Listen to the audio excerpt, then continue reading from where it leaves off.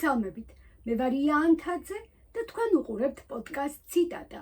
პოდკასტის დღევანდელი ეპიზოდის ციტატა ასე ჟღერს: სიყვარული ადამიანში საკუთარი ღირსების ანარეკლია. ციტატის ავტორია მე-19 საუკუნის ამერიკელი პოეტი და ფილოსოფოსი რალფ უოლდო ემერსონი. რაც მეც ვფიქრობ ამ ფრაზაზე, მაშინ მithmet სიღრმეს ვხედავ. ოღონდ სიტყვა ანარეკლი თავიდანვე მიგვანიშნებს, რომ მისი პირველ წყარო არსებობს. ესე იგი, თუ არის სიყვარული, არის ღირსებაც და თუ ღირსება არ არსებობს, ესე იგი ის, რასაც ადამიანები სიყვარულს ეძახიან, რაღაც სხვა. ამ ფრაზასთან დაკავშირებული მეორე ცხადი აზრი ის არის, რომ როგორიც არის ღირსება, ისეთივეა სიყვარული. სანამ თხრობას გავაგრძელებ, შეგახსენებთ, რომ გამოიწეროთ ციტატა და შემომიერთდეთ აქ ამ პლატფორმაზე. ოფელიას ჰამლეტი ეუბნება, რომ არ უყვარს, მაგრამ უფრო გვიან ქალის საფლავთან ჰამლეტი ამბობს, ოფელია მიყვარდაო და ოფელიას ძმას უხსნის, რა და რა შეუძლია გააკეთოს ამ სიყვარულის გამო და ის ჩამონათვალი მართლაც შთამბეჭდავია. ოღონდ პირადად ჩემთვის ჰამლეტის ღირსება იმდენად ოფელიას სიყვარულში არ ჩანს, რამდენადაც მის დამოკიდებულებაში თავისი მეგობრის ჰორაციოს მიმართ. დანის სამეფო კარი ჩაძირული არის ინტრიგებში, სისხლში, სიყალბეში და ჰორაციო არის ერთადერთი ადამიანი, ვისაც პრინცი უპირობოდ ენდობა, ვინც იცის ჰამლეტის ყველა გეგმა, ყველა საიდუმლო და არასდროს მას არ ღალატობს. აი სწორედ ამ არჩევანში ყველაზე ღირსეული ადამიანის სიყვარულში, უპირობო სიყვარულში, ჩემთვის ჩანს არა მხოლოდ ჰორაციოს ღირსება, არამედ ჰამლეტის ღირსებაც. სიყვარულის დიდი მკვლევარი ფსიქოლოგი ერიხ ფრომი წერდა, რომ სიყვარული არის ხელოვნება, მას სჭირდება შესწავლა, ძალისხმევა, დისციპლინა და ფრომისთვის სიყვარულს რა ახასიათებს? მთავარი ნიშანი მისი არის გაცემის უნარი და არა მიღების უნარი. თანაც ორივე, როგორც სიყვარული, ასევე გაცემა პიროვნულ განვითარებაზეა დამოკიდებული, ფრომი ამბობს. დღევანდელ ციტატაზე ფიქრისას პირველად გავაცნობიერე, რამდენად ღრმად არის ერთმანეთთან გადაჭაჭული ოთარანთქვრივის ორი უნარი. უყვარდეს ზოგადად ადამიანი და გასცემდეს ადამიანისთვის, როგორც ფიზიკურს, ასევე სულიერს. გავიხსენოთ წვრილშვილის პატრონი, ქვრივი ქალი, რომელიც სოფლის განაპირას ცხოვრობდა და ოთარანთქვრივი თავის ფეხით მიდიოდა კვირა დღეს ხოლმე მასთან სახლში და მიქონდა ათიოდე შოთის პურიო და კორკოტი. აი ამ ქალის მიმართ ყურადღებაში და მისი შვილების მუდმივ დაპურებაში ჩემთვის პირადად ზუსტად ისევე ჩანს ოთარანთქვრივის ღირსება, როგორც მისი საკუთარი შვილის მიმართ ზრუნვაში.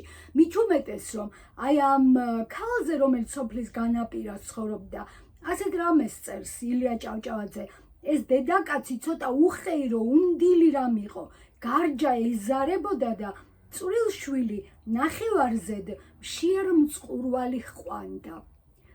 ამ ქალის და მისი ოჯახის გარდა, როგორც ილია ჭავჭავაძე წერს, ოთარანთქვრივი არც ერთ გვახას და მათხოვარს არ დატოვებდა შემწეობის გარეშე.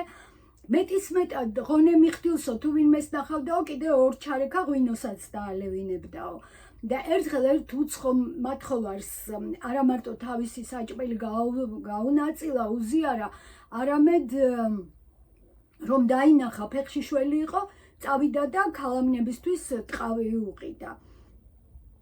ოთარანთქვრივის ეს ცნობილი ხუთი ჭრელი ქისაც, რომელშიც ქალი ოჯახის გასავალს ანაწილებდა, იმაზე მოგვითხრობს სწორედ, რამდენად აუცილებლად მიაჩნდა, რამდენად თავის ცხოვრების წესად ჰქონდა გამხდარი ოთარანთქვრივს, რომ თავისი შემოსავლის ნაწილი უპოვარებისთვის და სხვებისთვის უნდა გაეზიარებინა და ეწილადებინა.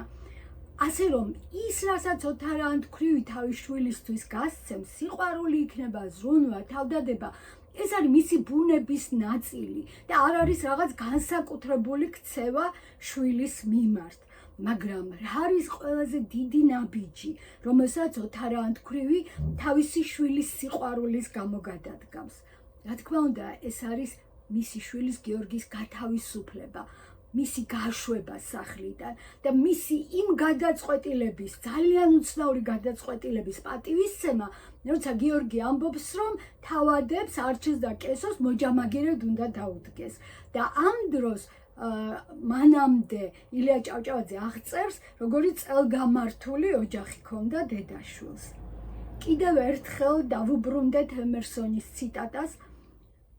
ასე ვფიქრობ მე, რომ ოთარ ანთქვრივის სიყვარული ზოგადად ადამიანის მიმართ და განსაკუთრებით და მათ შორის უპირობო სიყვარული თავისი ერთადერთი შვილის მიმართ სწორედ არის მისი ღირსების ანარეკლი და ახლა უცებ არც მაგონდება სხვა გმირი, სხვა პერსონაჟი, რომელშიც ასე ორგანულად იყოს შერწყმული ღირსება და სიყვარული ერთმანეთთან, როგორც ეს არის ოთარ ანთქვრივის სახეში. გაცემასა და სიყვარულზე ერთი არაკი გამახსენდა, რომელიც მეფეთა სალაროში ამოვიკითხე და კი ამბობთ, დასამახსოვრებელი ამბავია. ხოსრო მეფე იყო და ერთი სახელოვანი სპასალარი ყავდა, ბევრჯერ მტერზე გამარჯვებული და ჭკუაგონებით განთქმული, მაგრამ მოვიდნენ ვაზირები მეფესთან და დააჟინებით ეუბნებიან, რომ ეს შენი სპასალარი ღალატს გიპირებსო. დაალონდა მეფე, ეს თუ მიღალატებს, ლაშქარიც მას გაყვებაო და ჩვენი საქმე კარგად არ იქნება, რა ვქნათო, რა ვიღონოთო, ვაზირებს ეკითხება და ვაზირები ეუბნებიან, უნდა დავაბათო. კარგიო, დაყაბულდება მეფე, ესეც მოვიქცეთო.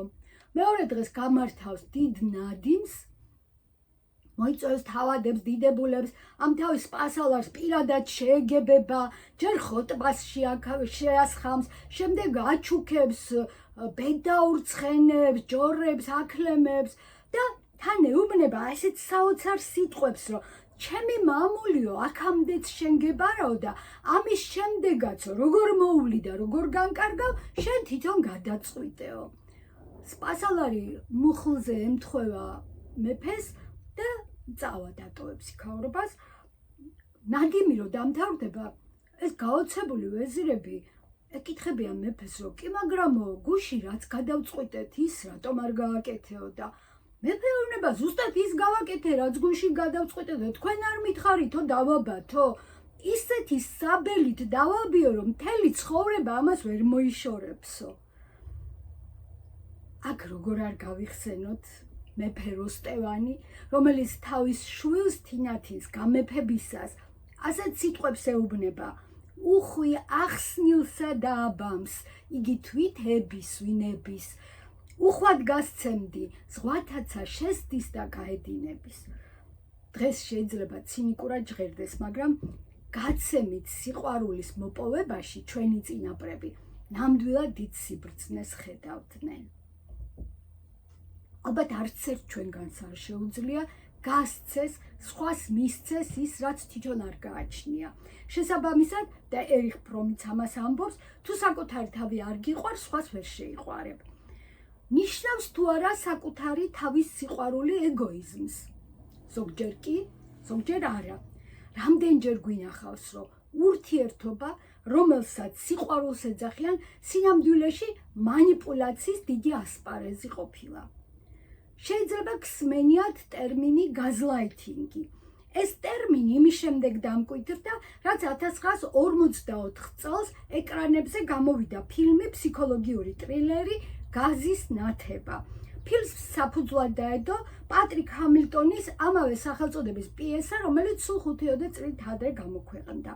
ფილმის სიუჟეტი ვითარდება ლონდონში, სადაც ახალგაზრდა ქალი მომხიბლელ მამაკაცზე დაქორწინდება და ისინი საცხოვრებლად გადავლენ ქალის ბებიის სახლში, სადაც ადრე მოხდა მკვლელობა. გადის დრო და ქმარი ცდილობს ცოლი დააჯეროს, რომ ის იშლება ჭკუიდან.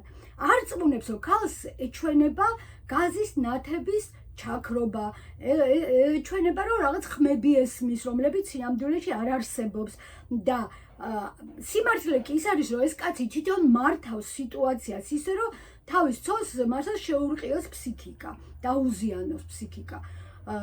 მანიპულატორს აქვს ანგარებიანი განზრახვა. ის ეძებს ძვირფას ქვებს ამ სახლის ხვენში და შემდეგ აღმოჩნდება, რომ ეს მკვლელობაც იყო სწორედ ამ ქვებთან დაკავშირებული. საბოლოოდ, სანამ ქალი გაგიჟდება, მანამ საქმეში დეტექტივი ჩაერთვება, რომელიც გამოავლენს სიმართლეს და საბოლოოდ კეთილად მთავრდება ფილმი. ეს პაულა ქალი თავისუფლდება ფსიქოლოგიური ტყვეობისგან, ხოლო მისი ქმარი გრეგორი პოლიციას მიყავს.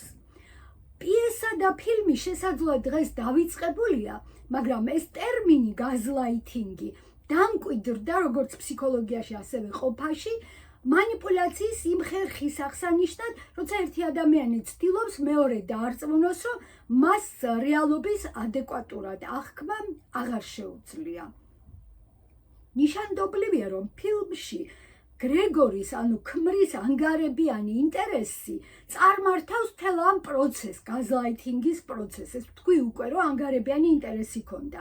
მას ჭირდება ცოლის, ანუ პაულას სიყვარულის მიღება, იმისთვის, რომ ამ გზით, ამის საშუალებით, ამ სიყვარულის საშუალებით მიიღოს ის ძვირფასი ქვები, რაც არის მისი მთავარი სამიზნე.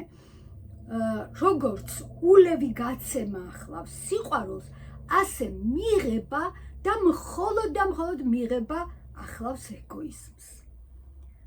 ზოგადად სიყვარული არასდროს არ ნიშნავს და უბრალოდ შეუძლებელია, რომ მას ნიშნავდეს, რომ ერთი ადამიანი მეორე ადამიანის სულს ტოტალურ ოკუპაციას უკეთებდეს. ესე იგი, ეს არის გამორიცხული, თუმცაღა манипуляტორი იმგვარად წარმოაჩენს ხოლმე ურთიერთობას მეორე ადამიანთან, რომ თითქოს აი გარდარეული სიყვარული აქვს მისი და ამ სიყვარულის ხარისხი შეუძლებელს ხდის, რომ არ აკონტროლოს ეს მეორე ადამიანი და რაღაცნაირად აი სულ არ იყოს მისი ყურადღების ქვეშ და მისი ეს ეჭვიანობას თითქოს აი სიყვარულის ხარისხით არის განპირობებული.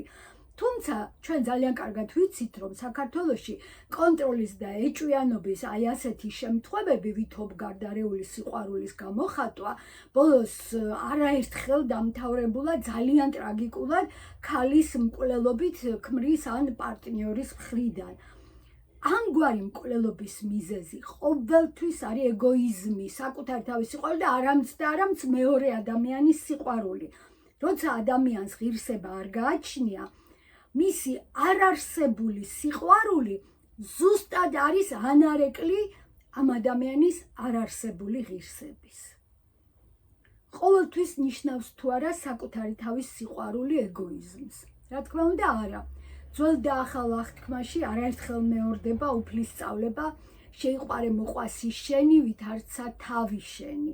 ამ ფრაზის განმარტებას ეხლა მე რა თქმა უნდა ვერ გავბედავ, მაგრამ ჩემ აზრს გეტყვით, ადამიანში ღირსების დეფიციტი წარმოქმნის სიცარიელეს და როცა ადამიანს უნდა რომ ეს სიცარიელე შეავსოს, ის აუცილებლად გარეთ ცდილობს რაღაცის პოვნას ისეთის, რომ მიიღოს გარედან ის, რაც მას ამ სიცარიელეს შეუსებს და ამიტომ არის ორიენტირებული მუდმივად მიღებაზე, მათ შორის სიყვარულში. ადამიანი, რომელსაც ღირსება აქვს, რა თქმა უნდა, დარწმუნებულია იმაში, რომ მისი მთავარი რესურსი, მთავარი საყრდენი აქვს საკუთარ თავში. და ამიტომ ეს ადამიანი პატივცემს საკუთარ თავს, საკუთარ სხეულს, საკუთარ სულს და ორიენტირებულია გაცემაზე, იმიტომ რომ მას აქვს ის, რაც უნდა გასცეს და რაც მეც გასცემს, მით მეტად მრავლდება მასში ეს ღირსება.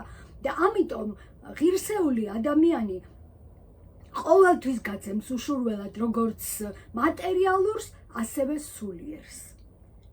დღეს ამით დავასრულებ გადაცემას და ხვალ ახალი პოდკასტით ძალიან საინტერესო ადამიანის ინტერვიუთი დავბრუნდები. მანამდე კი გიტოვებთ ტრადიციულ თხოვნას, შეხსენებას, გამოიწეროთ ციტატა ჩემი არხი და შემომიერთდეთ აქ ამ პლატფორმაზე. ძალიან დიდი მადლობა, გულწრფელი მადლობა ყველას, ვინც ჩემთან ერთად ხართ.